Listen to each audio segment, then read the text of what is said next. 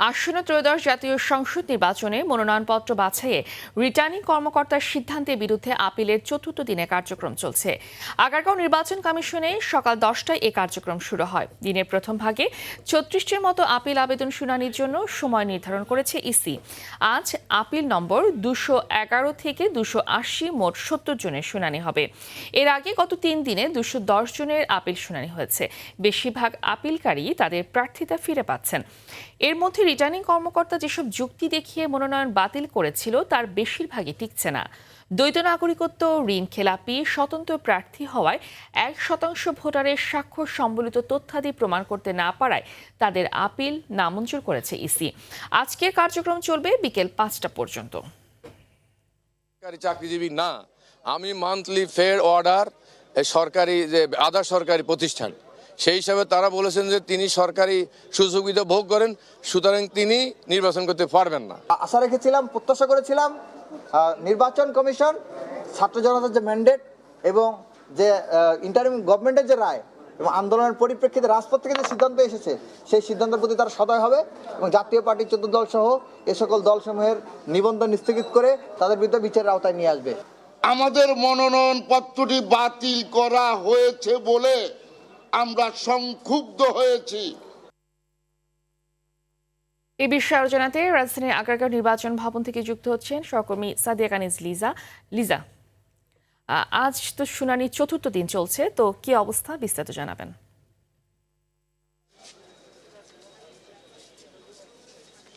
Fahmida, returning কর্মকর্তাদের সিদ্ধান্তের বিরুদ্ধে যেসব মনোনয়নপত্র বাতিল হওয়া যেসব প্রার্থীরা আপিল করেছিলেন তাদের সেই আপিলের শুনানির কার্যক্রম চলছে আজ চতুর্থ দিনের মতো, এবং সেই কার্যক্রম শুরু হয়েছে সকাল 10টায়। অর্থাৎ এখন যে পর্যায়ে আছে সেটি প্রথম ভাগের যে শুনানি, সেই কার্যক্রম শেষের দিকে, এবং এরপরে দ্বিতীয় ভাগের শুনানি কার্যক্রম শুরু হবে। প্রথম ভাগে আসলে 36 জন প্রার্থীর শুনানি করেছেন এবং এর মধ্যে 23 জন প্রার্থী আসলে তাদেরকে মঞ্জুর করা হয়েছে, অর্থাৎ তাদের প্রার্থিতা ফিরে পেয়েছেন মনোনয়ন বাতিল হওয়া সেই প্রার্থীরা, এবং এর আর 12 জনার প্রার্থিতা আসলে বাতিল করা হয়েছে, অর্থাৎ নামঞ্জুর করা হয়েছে।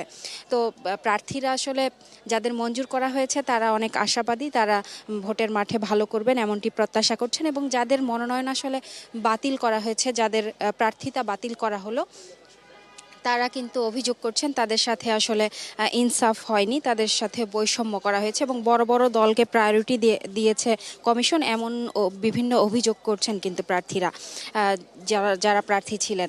এবং আপনাকে একটি বিষয় জানিয়ে রাখি, খানিকক্ষণ আগে জুলাই ঐক্যের সদস্যরা এখানে এসেছিলেন।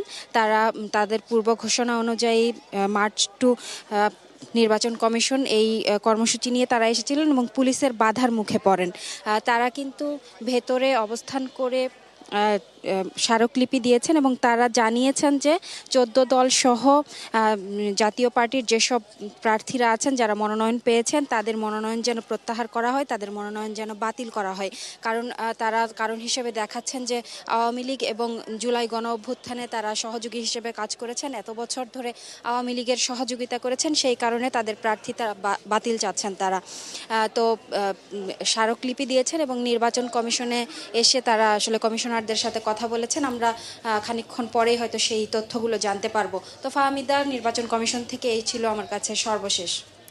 সাদিয়া, ধন্যবাদ আপনাকে।